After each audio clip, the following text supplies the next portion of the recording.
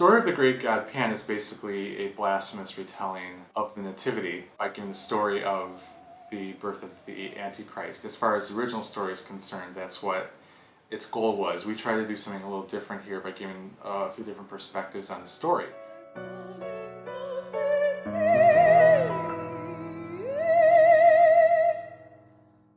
He sent me the score and I took a look through it, and I really thought the story was really interesting and something that, you know, with his vision of it combining different like art forms with the shadow puppetry and everything, it seemed like a really cool project. In the recording that we did, I sang 2 different excerpts from 2 different characters. The solo piece I did was Rachel, who is one of the people who dies and then becomes part of the ghost chorus. And then I also sang a duet, and that character was Austin. And I sang the duet with the other character's name was Villiers, and they're kind of like a detective team, but more like Watson and Holmes, where Watson's not really a detective. So Austin is the sidekick, but not really a detective. It's said to the great God,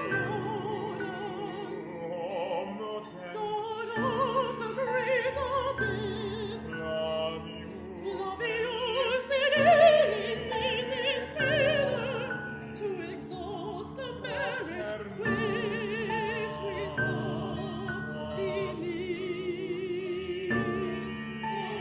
shade.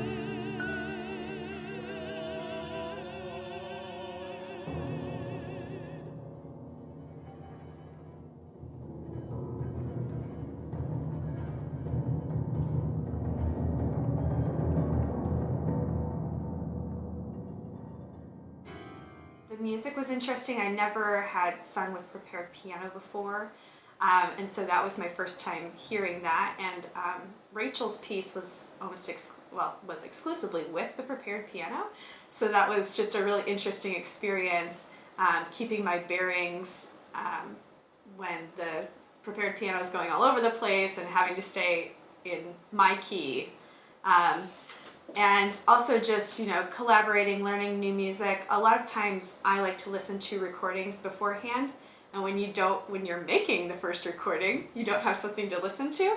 So it does take me a little bit longer to learn new music excerpts, but I really like the challenge.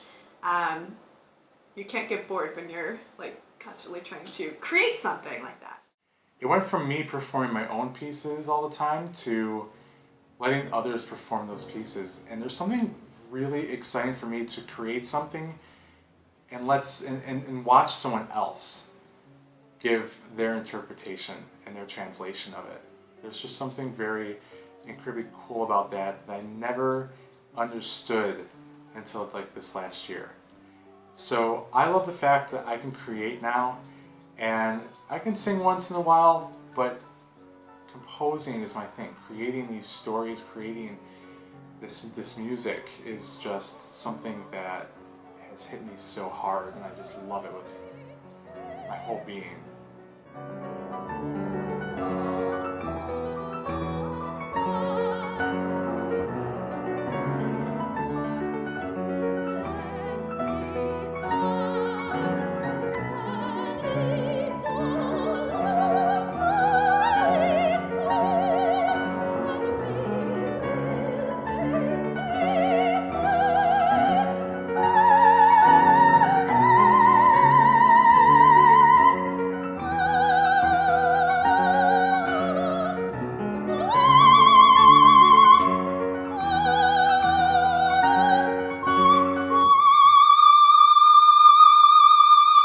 Collaboration is just an amazing gift.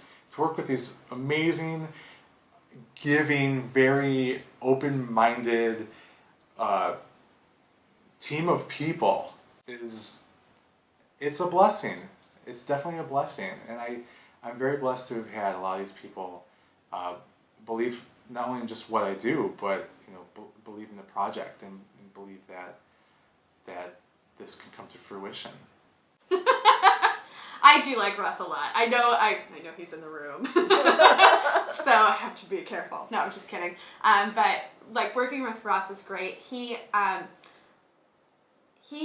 creates his music and then he gives it to the singers and lets them make it their own. You know, he has a specific thing in mind, but then allows a lot of room for creativity and really to grow in the piece. And that to me is a very special experience. I definitely love to see a full production of it. And my ideal production of it is to have it done full stage with the shadow puppetry and steampunk art design and costuming. I think would be incredible too, especially because steampunk is very much a Victorian inspired. In the story of the Great God Pan, there's this whole underlying tension, sometimes just vibration. So I think the shadow puppetry will give us an idea of the form of what those characters in those places are. But I also think that it will lend a lot of mystery still, because we're not going to see faces, we're not going to see texture and color. We only see the ghost of what is there behind that screen. I want people to walk away saying, our views of women, have they progressed any further than they have back then? It gives a little cause for alarm that some people still see it the same way that some of these male characters do in the book.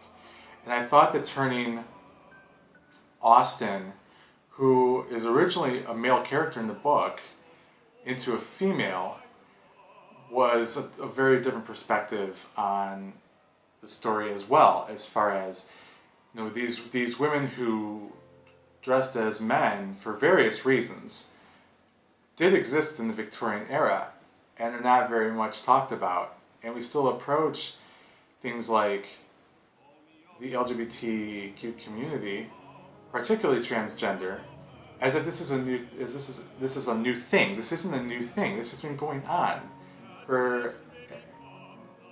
documented for at least a couple centuries, and we don't address that issue. And I thought having Austin as this female character who dresses as a man was going to be, I think it was going to be truer to the story. I think it was going to be truer to the time, and again bring another question up in the opera. As if this is okay. Should women have had to do this in order to gain status? Should women have to have done this in order to gain some kind of higher class, to be part of a higher society, to be seen as more powerful? I don't think we should have to do that, but unfortunately that's the truth, and that we have had to do that. So I think Austin's will be very representative of more than one class of people in this opera. The possibilities are endless for what is going to happen in the future here, and I think there's going to be more opportunities for performers and for composers to create very unique and different forms of work and multimedia, and I think it's really exciting. I'm very much looking forward to seeing what the future is going to bring us.